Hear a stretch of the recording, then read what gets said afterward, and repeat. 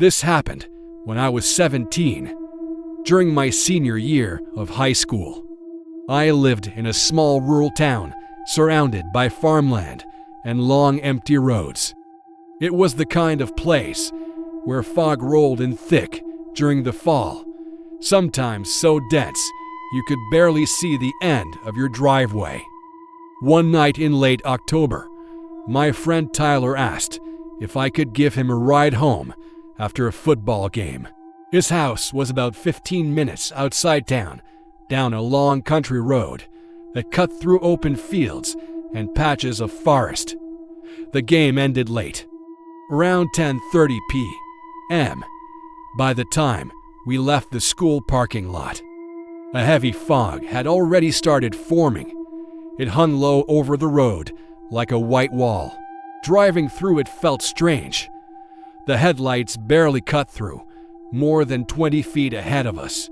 Everything beyond that was just gray emptiness. Tyler didn't seem bothered by it.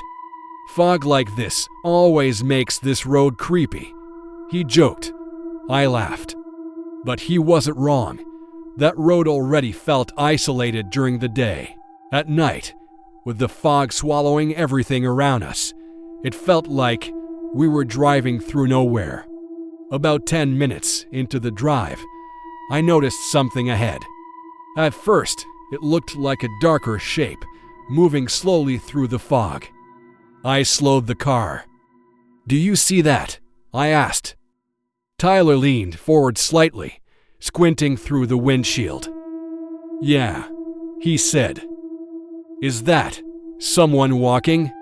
As we got closer, the headlights revealed a figure standing in the middle of the road. A tall man wearing what looked like an old coat. His back was turned toward us. He wasn't moving. I slowed the car almost to a stop. "Maybe his car broke down," Tyler suggested. The man remained completely still.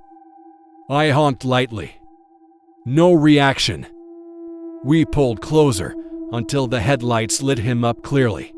He was standing perfectly upright in the middle of the road, facing away from us. His head was tilted slightly downward, like he was looking at the pavement. Tyler rolled down his window. "Hey," he called out. "You okay?" The man didn't respond. The fog drifted slowly around him, making the scene feel even more surreal. "Maybe he can't hear us," Tyler said. I tapped the horn again. This time, the man slowly turned around. The movement was unnatural. Not quick, not normal. Just a slow rotation until he was facing our car. But even then, something felt wrong. His face looked blank. Not expressionless. Just empty. Like there were no real features there, just shadows, where his eyes and mouth should have been. I blinked hard, thinking it was the fog messing with my vision. Tyler whispered, "Why isn't he moving?" The man took a step forward, then another, not toward the side of the road, toward the car. I locked the doors instinctively. He kept walking slowly until he was only a few feet from the front bumper. Then he stopped. For a moment, none of us spoke.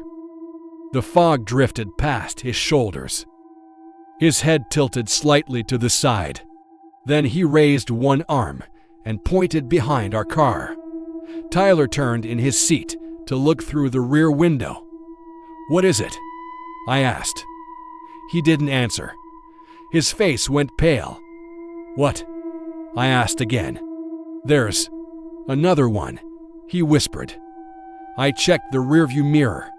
Through the fog, about 30 feet behind us, stood another figure, same height, same coat, standing in the middle of the road, facing us. My heart started pounding. "How did he get there?" I said. "We would have seen him." The first man near our bumper slowly lowered his arm. Then he started walking again, closer, step by step. Tyler grabbed my arm. "Drive," he said. Quietly. I didn't argue. I threw the car into reverse and backed up fast enough that the tires slipped slightly on the damp pavement. The second figure behind us didn't move.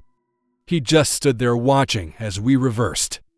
Then I shifted into drive and sped past him, swerving slightly around where he stood. As we passed, I glanced at him through the side window. His face looked exactly the same, blank, empty.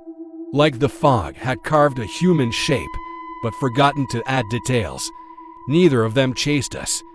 They just stood there, watching. We didn't speak the rest of the drive. When I finally dropped Tyler off, he asked me something that made the entire situation feel even worse. "Did you notice something?" he said. "What?" They were both pointing. I frowned. "Pointing." "Where?" He swallowed. "At you." For weeks after that, I avoided that road at night. But one morning, about a month later, my dad showed me something in the local newspaper. A short article about a car accident on that exact road. 2 drivers had crashed head-on in heavy fog about 10 years earlier. Both died instantly. When I saw the photo attached to the article, my stomach dropped. 2 men standing beside the wrecked vehicles, wearing the same long coats, looking directly at the camera, with the same blank faces I'd seen standing in the fog that night.